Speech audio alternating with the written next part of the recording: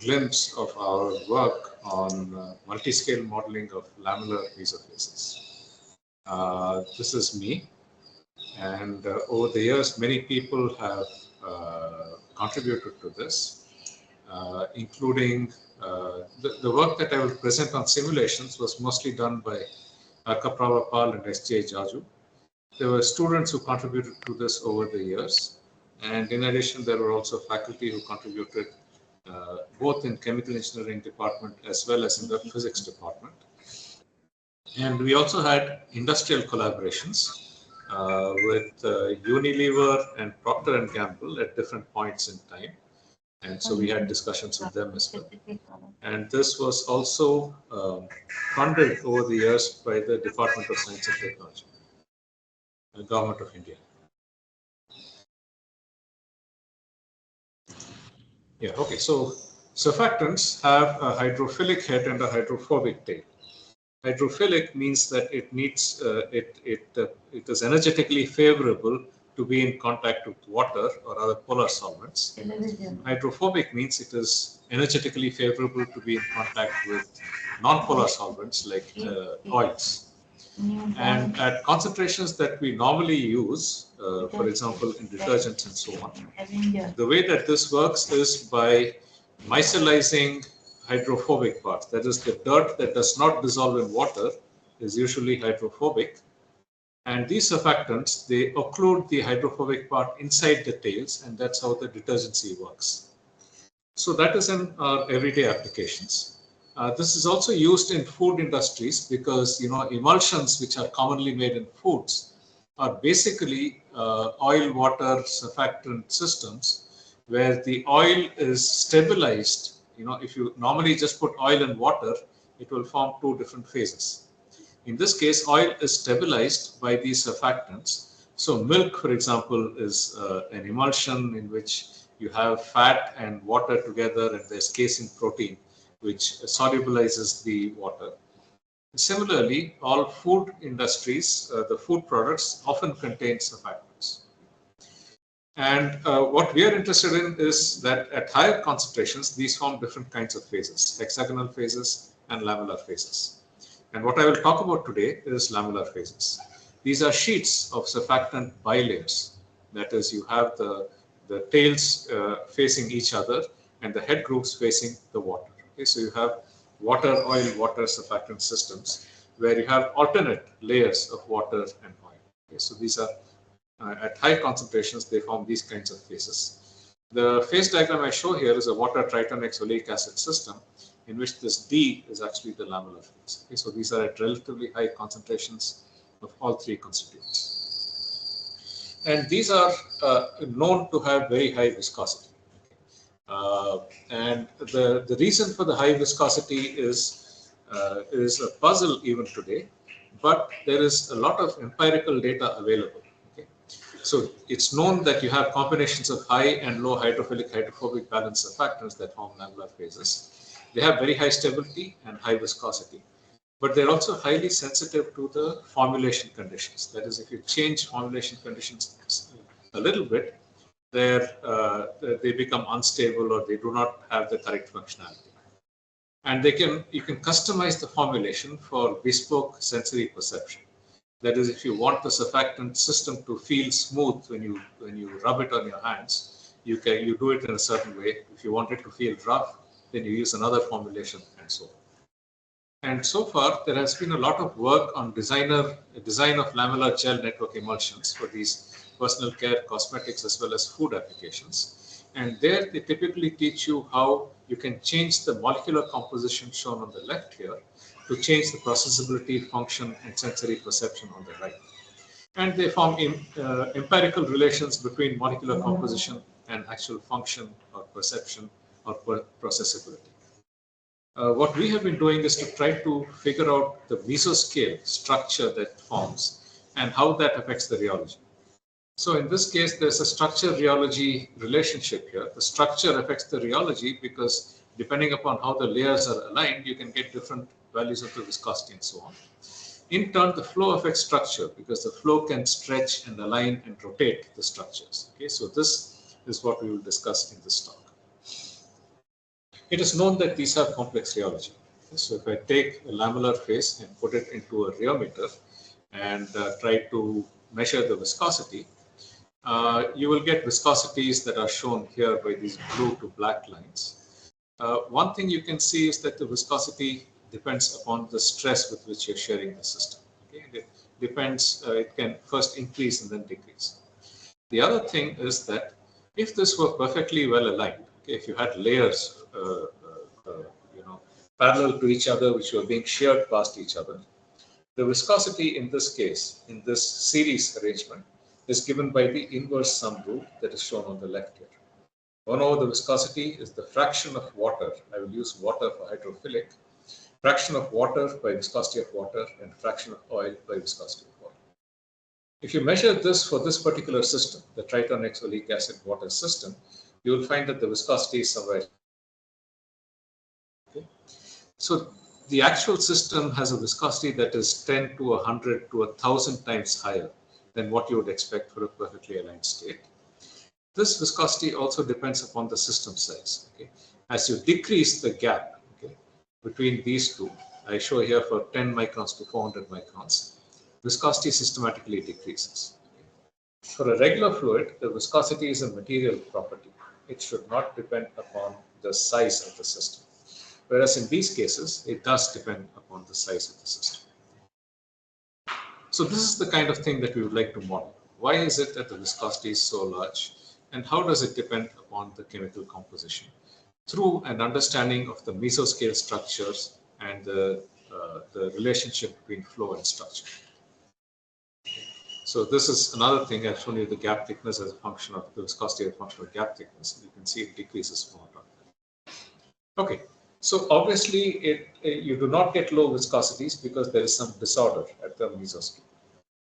And this can be seen in what is called polarizing microscope. So you have a sample between two glass plates. A light source here is usually monochromatic. You have a polarizer which polarizes light only in one direction. And then on the other side, you have an analyzer. Typically, the polarizer and the analyzer will be perpendicular to each other. So if you look at this graph here, this polarizer polarizes in one direction. Analyzer permits light only to go through in the, that is polarized perpendicular. And if you had a clear sample in between, there would be no light. However, if the sample does rotate the polarization of light, then you will see an image. Okay, so this is the principle of polarizing microscope. And this is what you see under polarizing microscope. Okay, so this is a sample before shear. If the sample were perfectly ordered, it should be perfectly dark. Okay, so before shear, you see that there is a higher concentration of defects. After you shear it, that defect concentration has reduced, but there is still a large network of defects visible in this. And these are what are called focal conic defects or oily streak defects. If you had layers, for example, with an edge dislocation at some particular point, okay, this is unstable. And typically, you'll have a pair of edge dislocations that come close to each other. The dislocation line is perpendicular to the plane of the board. Okay. And this configuration for the dislocation line is unstable. And it breaks up into a series of defects, which consist of ellipses, okay, between the edge dislocations and hyperbola perpendicular. And these are the four brush structures that you see over here. You see four brushes. Okay? Those are these focal conic defects. So clearly there is a lot of disorder. Okay? And how do we characterize this disorder? At the molecular level, you can use molecular dynamic simulations, for example. The molecules are a few tens of angstroms. They assemble into layers, 10 to 50 nanometers. And you can still use molecular dynamics for a small number of layers. But then there are motions of the collection of layers, okay, as I showed you, the defects and so on. This motion is between half to a 1 micron scale. And then there's this disorder due to defects, which can be between 10 and 50 microns based upon the images that you saw. And then there's the macroscopic rheology.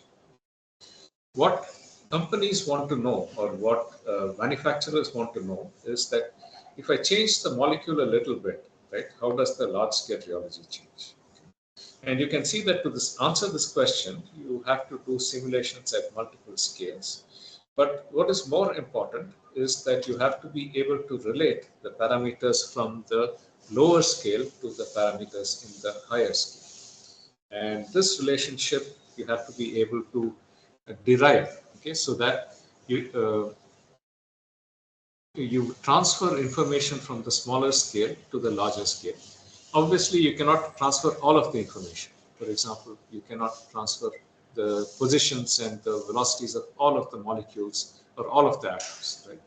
So you have to transfer a smaller set of information to the larger scale in such a way that essential information is transferred, but unnecessary information is not transferred. And that is what I mean by multiscale model.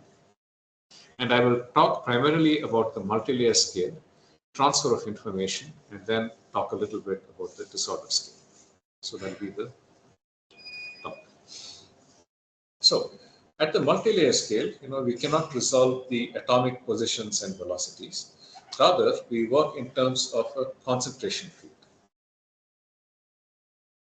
You have water and you have oil, which is mixed, okay?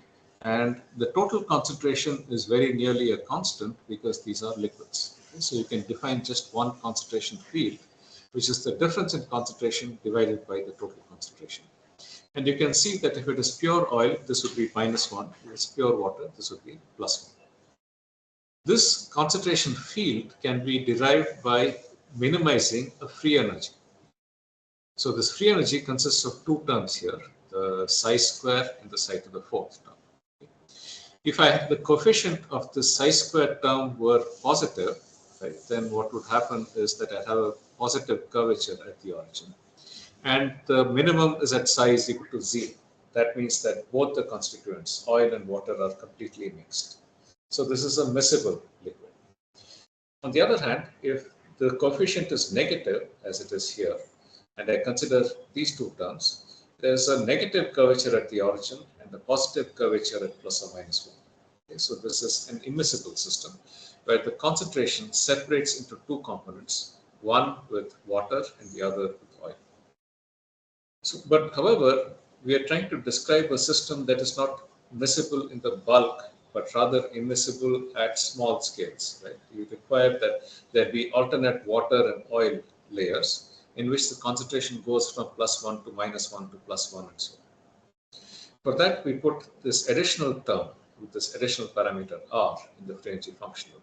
This is del square plus k square of psi the whole square. Think of the equation d square by dx square plus k square of psi equal to 0. Okay, so the solution for that is sine of kx and cos of kx, that is alternating fields. So when del square plus k square psi is equal to 0, this term is 0. Any non-zero value implies that this square is positive. So therefore, this energy is minimized when you have a sinusoidal variation in the concentration field, okay, between +1 and -1. This free energy functional is used in order to as the equilibrium free energy for the lamellar phase. This G term basically represents surface tension. It is not necessary for our discussion. Okay. So, by minimizing this free energy, you can get a variation in concentration that goes from something that looks like a sine wave to something that looks like a step function. A sine wave is a highly diffusive system where there's interdiffusion between the hydrophilic and hydrophobic parts. Whereas when you have a step function, you have strong segregation. And that is derived by just minimizing the free energy functional. I'll go through this quickly. If this part were the largest term, if r were large, you'll have a sinusoidal function. When r is small, right, this term becomes important, especially the psi cube, and you get higher nonlinear interactions. And this gives you a transition from a sine function to a step function. Okay? So that is the concentration at equilibrium for a lamellar phase in a mesoscale description, where we are only describing the concentration field. There's a second parameter here, which is the energy density. Okay, as you can see that A times a volume is an energy, therefore A is an energy density. This describes the response of the system to perturbations. The perturbations can be either along the layers, okay, which is the z direction here, or there can be perturbations in the direction perpendicular to the layer. layers. Okay. Now, if you have displacement along the layers, and if the displacement was a constant, independent position, then the layer spacing does not change, so the free energy does not change. So therefore, the free energy has to be proportional to the derivative of the displacement squared. Okay, so whenever the layers are expanded beyond their equilibrium spacing or compressed below their equilibrium spacing, there is an increase in the free energy. Similarly, in the plane, if you tilt all the layers, once again, the spacing does not change. So there's no energy penalty for a linear variation with respect to x. And therefore, the free energy has to be the second derivative of the displacement with respect to x, the whole square. And you get a free energy functional in terms of the displacement field at the mesoscale, which contains a bending modulus, which is called K, and the compression modulus. Energy penalty for compression is B. Energy penalty for bending is K times this grad U the whole square. And you can get a relation between the parameter A and these parameter R and all of these penalties. Once again, I won't go through the details, but just to say that I can relate B and K, okay, to the parameters R, A, and the wave number of the perturbations, or 2 pi by the wave. And both of these bending and compression moduli can be derived in terms of these. And this you can do for R much greater than 1, a sinusoidal perturbation, or when R is comparable to 1, that is when you have a step type of perturbation. Now we have to describe the system under flow, okay? And for that we use a concentration equation. On the left side is the time derivative plus the convective derivative of the concentration. These are standard. Okay?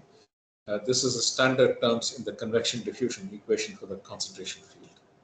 On the right side, we usually have diffusion coefficient times the second derivative of the concentration itself. In the present case, since we have described this in terms of a free energy functional, the chemical potential is the derivative of the free energy with respect to the concentration. And the concentration flux is proportional to the gradient of the chemical potential, okay, not the concentration itself.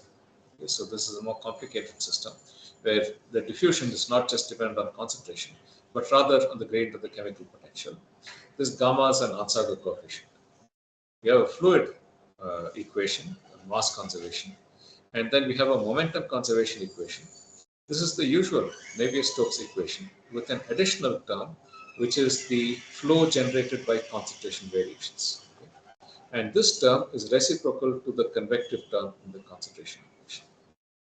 And we have now an additional parameter here, the Onsager coefficient, okay? In addition to the bending and the compression moduli that we had earlier, as well as the viscosity of the fluid. The concentration equation, if you express it in terms of small displacements, can be reduced to a permeation equation in the direction perpendicular to the layers. Okay. So what this says is that the permeation constant times the difference in velocity between the fluid and the layers is the force exerted.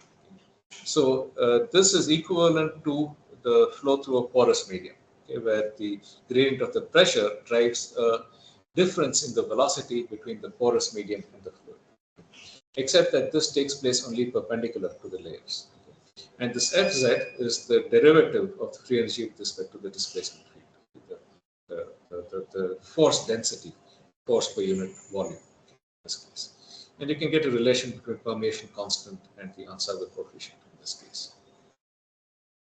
And finally, the fluid momentum equation can once again be reduced to an equation which contains a force density perpendicular to the layers. Okay? And you can relate all of these parameters in the mesoscale simulation with those in the continuum approximation. So this is as far as dynamical response is concerned. How do we transfer information from one scale to the other? So that we do it using statistical mechanics.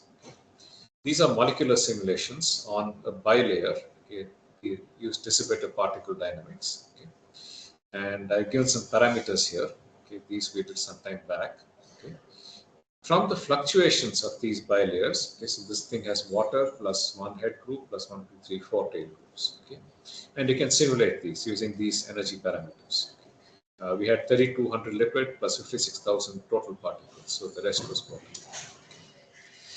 So from the equilibrium position of the different head group and the different tail groups, right, by assigning a concentration 1 to the tail group and -1 to the hydrophobic parts and +1 to the hydrophilic parts, we can get the actual concentration profile, psi as a function of Z.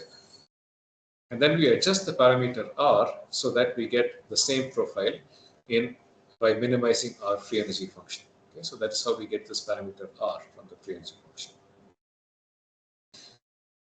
We get the parameter A, the energy density, from the height-height correlation. Okay, if you look at the equilibrium system where you look at the correlation between the height at different times and take the Fourier transform of this, this is called the structure factor.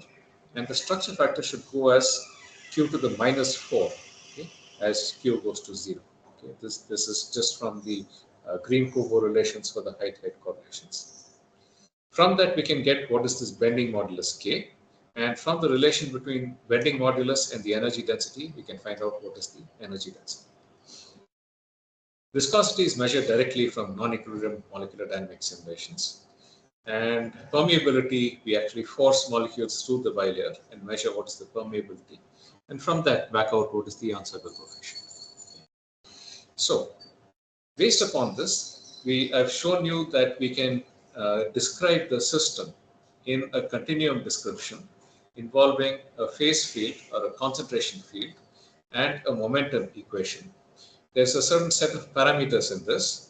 The wavelength of the perturbations, which is 2 pi by k, system size, free energy, which is related to the bending or compression modulus, an interface sharpness R, unstable coefficient, which is related to the diffusion coefficient in the microscopic description, a viscosity and a viscosity contrast. Each of these, I told you, can be derived from molecular simulations. And now we can look at what is the rheology at the mesoscale. So rather than work in terms of the dimensional groups, we work in terms of dimensional parameters, we work in terms of dimensionless groups. Size, which is length by the layer spacing. There's a Reynolds number where gamma dot is the strain rate. This is relatively small. Okay, we set it to values of 1. We have a parameter that is the ratio of the energy density divided by the viscosity. Okay, this we set to relatively small values. Inverse of this, okay, if I multiply this by the Reynolds number and take, if I divide this by the Reynolds number and take its inverse, I will get an Ericsson number, which is the shear stress divided by the bending modulus. Okay. And then there is another parameter, SC sigma, which is this sigma multiplied by the Schmidt number. Schmidt number in this case is the ratio of the diffusion coefficient of the viscosity, the kinematic viscosity, and the diffusion coefficient. And this also will vary. So the question that we are going to ask now is that as I vary these parameters, how does the rheology of the system change? Okay, so we are at roughly around 25 minutes into the talk. Does anyone have any questions? Or should I continue? Sir, you can continue. Yeah, I can continue? Okay. Yeah. Okay, good. So,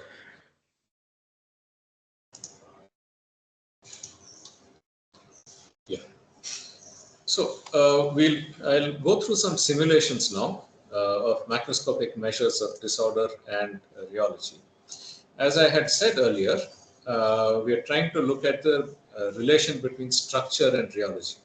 And for that, we need some measures of structure. We need some measures of rheology. So for structure, okay, so I had defined the free energy density for you. Okay, this is minimized at equilibrium. Okay, therefore, the integrand has to be small when the system is at equilibrium. Okay, so I can use the integrand as a local measure of the free energy. Okay, if this is small, that means that the system is closer to equilibrium. If it is large, that means that it is further away from equilibrium. Okay, there is disorder if this is large. Whereas if this is small, it implies that you're close to a sinusoidal perturbation. Then there's an extent of cosine. Okay. the concentration field has to alternate between +1 and -1. Okay. If it is alternating between +1 and -1, that means I have a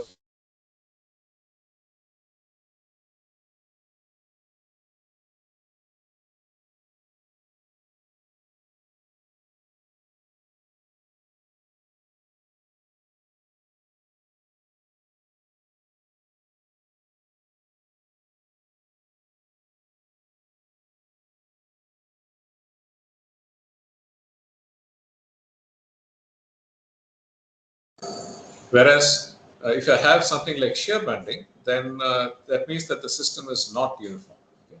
So I can use the difference between the velocity and the linear velocity profile, the square of this, as a measure of the departure from linear shear.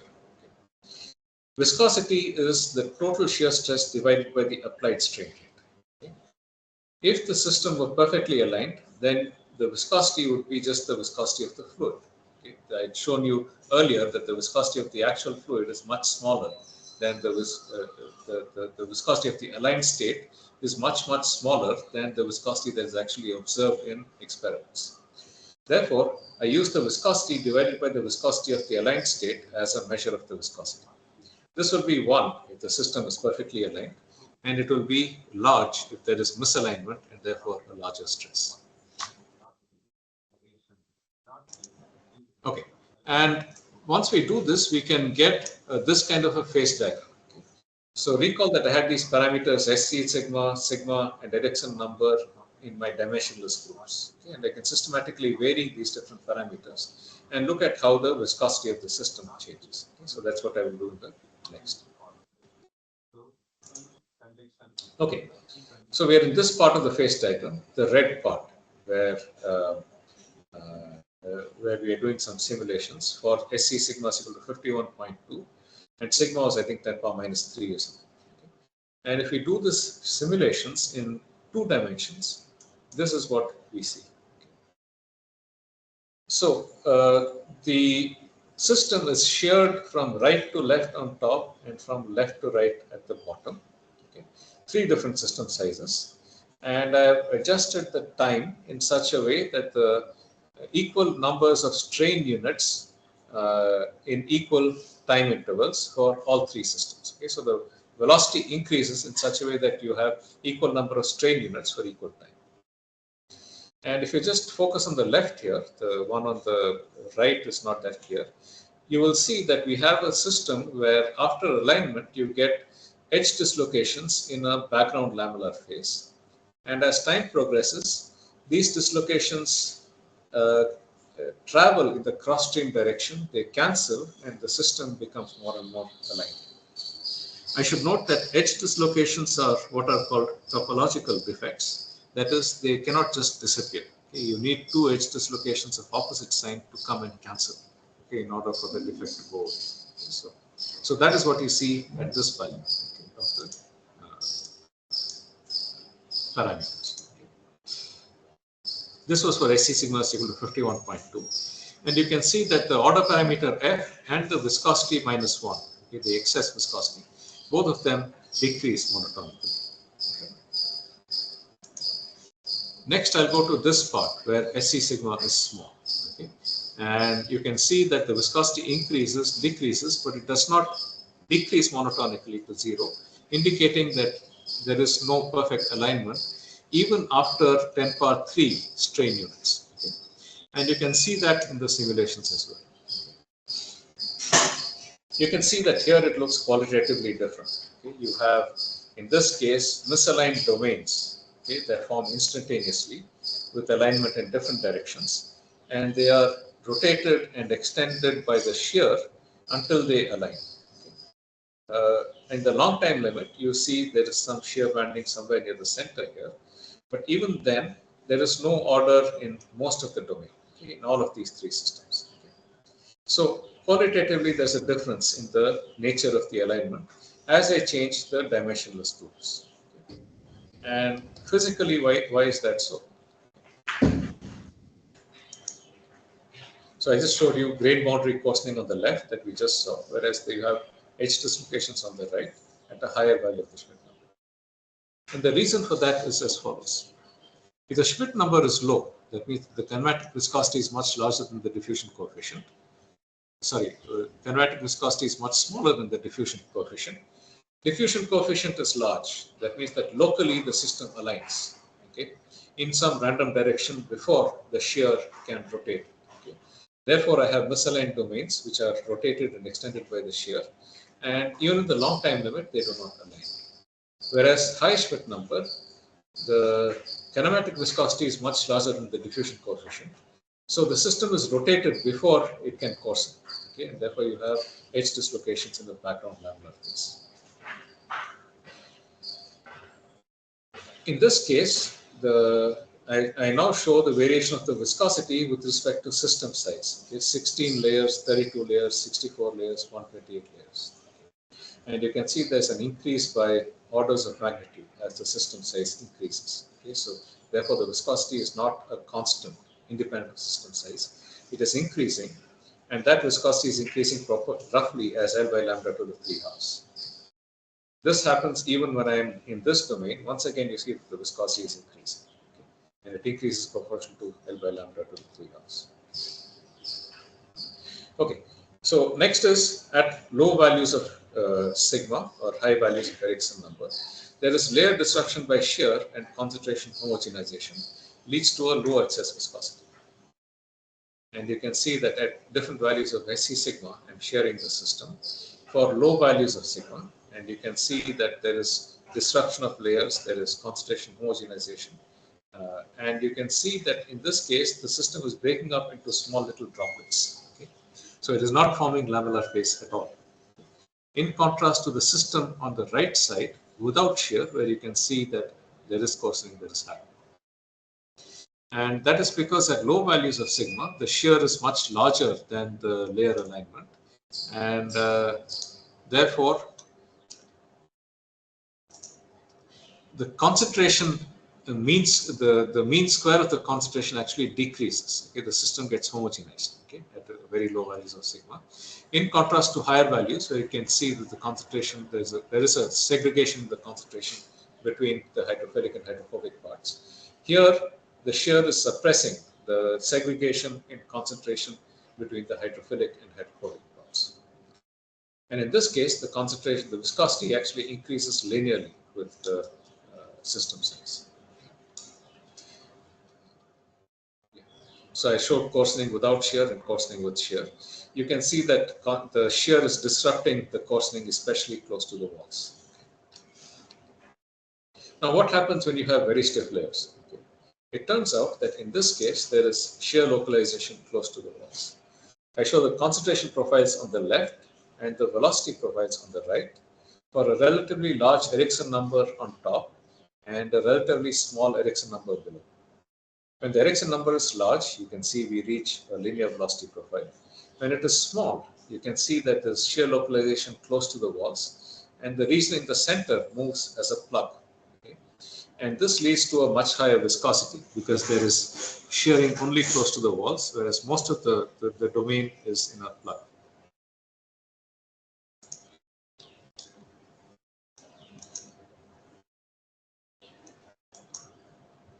And you can show that if there is shearing close to the walls, if there is slip at the walls, then you can show that the viscosity should go proportional to the system size. Okay, that is what we see in the simulations.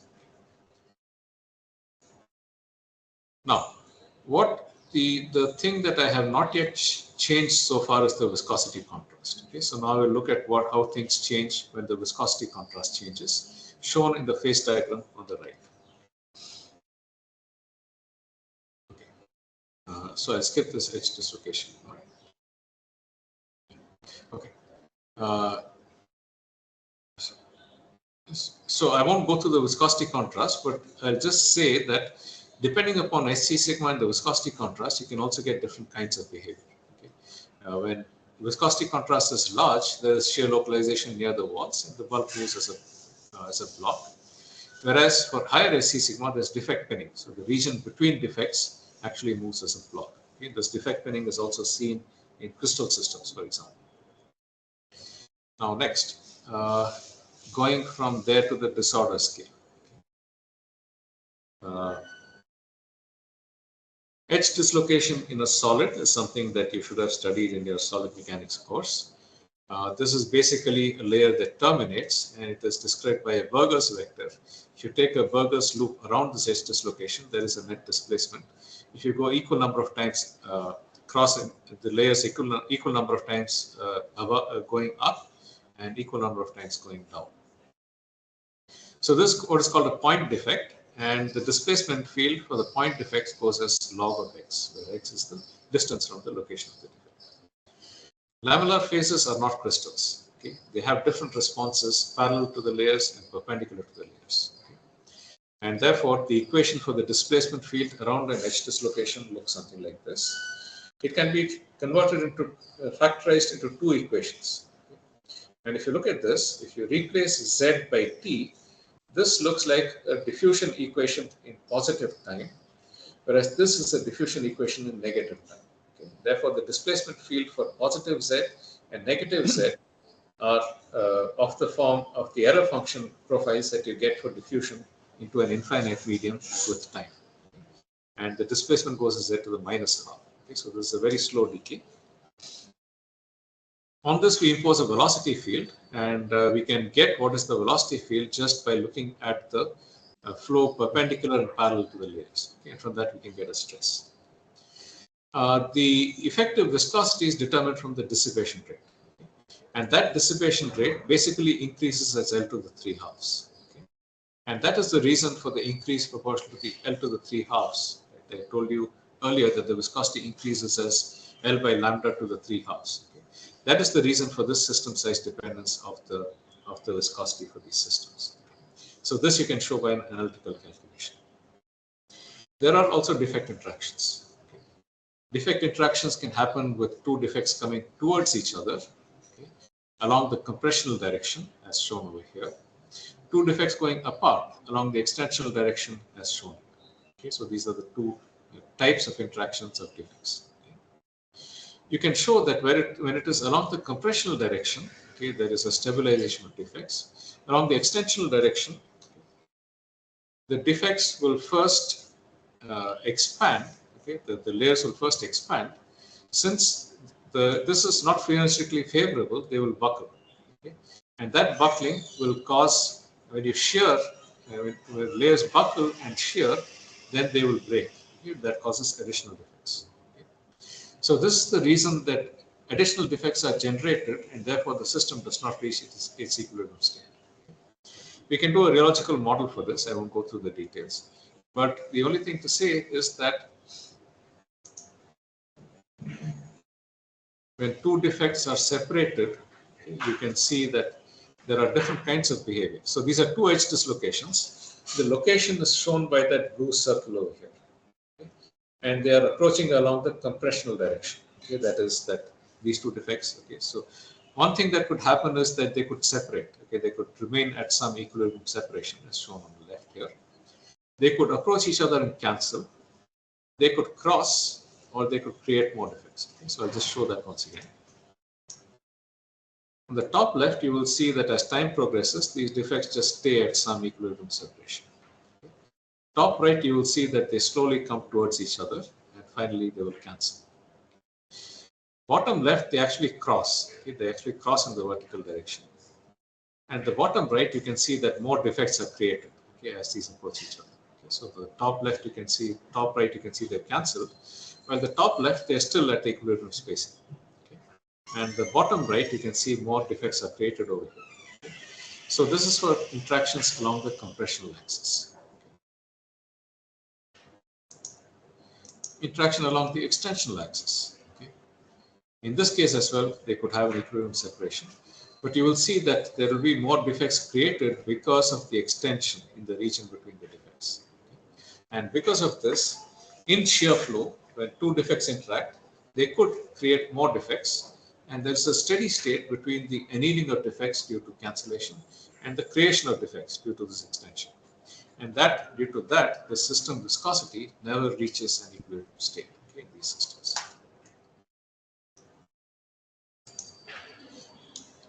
Okay. Everything I've told you so far has been in 2 dimensions. Okay. Real systems are 3-dimensional. And in 3 dimensions, you have more complicated types of behavior. As you can imagine, we can do relatively large systems in 2 dimensions. We can only do relatively small systems in 3 dimensions. So I'll show you some simulations of that. In 3 dimensions, there are 2 kinds of orientations of the layers that are invariant under shear. If you're shearing the system between 2 parallel plates at y is equal to 0 and y is equal to L, as shown here, you can have layers that are parallel to the plates. Okay? So as you shear this, nothing changes. You can also have a case where the defects span from the top to the bottom and the concentration variation is in the z direction. Okay? That is also possible. This Line also integrals. yeah. Sorry, this also doesn't change under shear. Okay? So these are 2 possible orientations. Once again, we have a diffusion over the layer thickness for the coarsening. That is lambda square by d, where d is the diffusion coefficient. Flow time is gamma dot inverse. Ericsson number is the shear stress divided by the bending modulus. Okay. So first we consider the case where the diffusion time is much smaller than the time scale for flow. Okay. The diffusion time is much smaller than the time scale for flow. Hc sigma is approximately 760. Okay. And this is what you see as the system shears at different Ericsson numbers.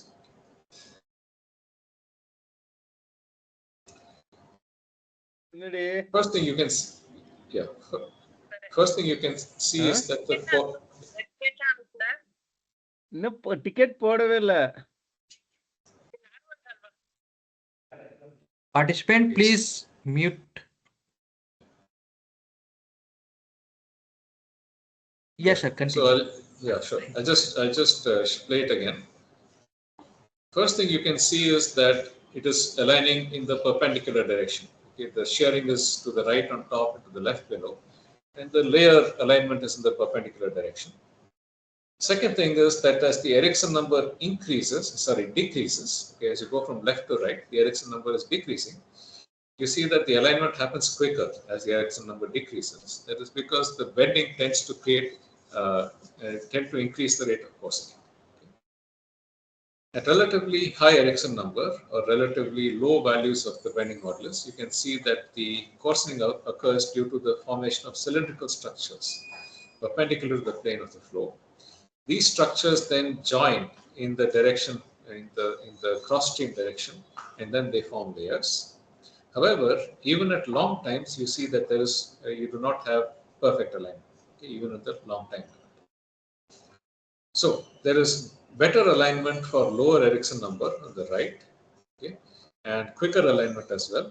And for relatively higher Ericsson number, the alignment takes longer and it is also imperfect. So that is what is shown here. Okay, so Ericsson number 0.3 is the red, 0.03 is the blue, and 0.003 is the black.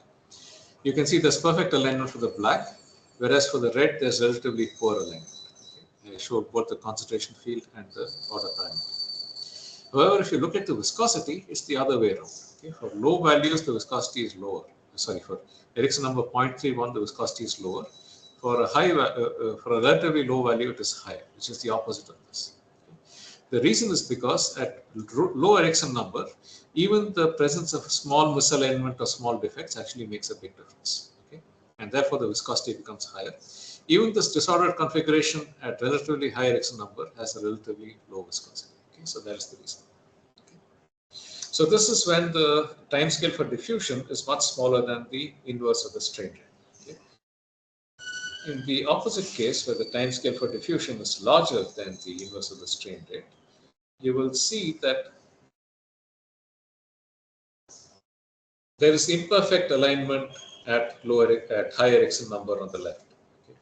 There is imperfect coarsening between the hydrophilic and hydrophobic parts. That is because the shear is tending to homogenize the concentration before there can be, before the layers can, before diffusion can tend to make the layers sharp. And the other thing you will see that even in the long time limit, there is still the presence of some defects that appear even at very low Ericsson number. And at ER is equal to 0.03, you will see substantial bending in the cross stream direction. Okay. This is unusual, okay, because this actually costs energy. Okay. To bend it in the cross stream direction actually requires a lot of energy. If I take this state, the final state, and then I stop the shear, you will see that these bent layers actually tend to straighten up, okay, because of the energy cost of bending. Okay, so this is at, I'll just let this play. So you can see this highly bent region over here in the middle. And you can see here as well, cylindrical layers form and then they course in the cross stream direction, but even at long times it is not perfect. And you can see the highly bent region at VR is equal to 0.03, even in the long time limit. And I have sheared this for more than 300 strain units here. Okay. I've sheared this for 300 strain units. And you see a similar behavior. Okay. The order parameter, for example, is larger for smaller Ericsson number, and then it increases, whereas the viscosity is actually higher. That's because even a minor defect over here will cause a relatively large viscosity in this case. Okay, so that was for what I showed you was for Reynolds number of 1.0. When I decrease the Reynolds number to 0.1, you can see that in some cases the alignment is actually parallel to the top and bottom surfaces. In other cases, the alignment is perpendicular to the top and bottom surfaces. Okay. So this is a stochastic process at Reynolds number is equal to 0.01. Increase Reynolds number to 1.0 and you see alignment is always perpendicular. So it seems like even small amounts of inertia can cause the system to align in the perpendicular direction. Inertia has to be relatively small for you to see the parallel alignment. So I've done a summary of the talk so far. For the three-dimensional flow, when lambda square by d is much smaller than the inverse of the strain rate, misaligned layers form locally, sheared and rotated by flow. Opposite limit, layers are aligned by shear before coarsening, and there's a formation of cylindrical structures aligned with the flow direction, which then connect up in the cross-stream direction due to diffusion. For low Ericsson numbers, layers align in the long time limit in the perpendicular configuration, and there's high excess viscosity due to isolated defects. Whereas at high Ericsson number, disorder persists in the long time limit due to annealing, creation of defects, and low viscosity due to layer stiffness. Reynolds number is equal to 1.0, it aligns in the perpendicular, whereas 0.1, it aligns in both directions depending upon configuration. Now, what I have not covered here, parallel alignment gives you a positive first normal stress difference, and perpendicular alignment gives you a negative first normal stress difference. So, for example, if you wanted to tailor the system in such a way that the system feels smooth, then you should have a positive stress difference because it will push your fingers away from each other and you'll get a smooth feeling as you rub them against each other. Whereas if you want a rough feeling, you have a negative first normal stress difference. So I'll conclude my talk here. I'll go through a summary of what I've tried to tell you. First things, I described the multi-layer simulation technique based upon a concentration field, a free energy functional, a diffusion equation for concentration, and a momentum equation for viscosity. Okay, so that was the first part of the talk. And then I told you how we can get these parameters from molecular simulations. Okay. I haven't shown it here, but this actually gives you the correct linear response, okay? Correct relaxation of the conserved modes. Okay, you can show that analytically.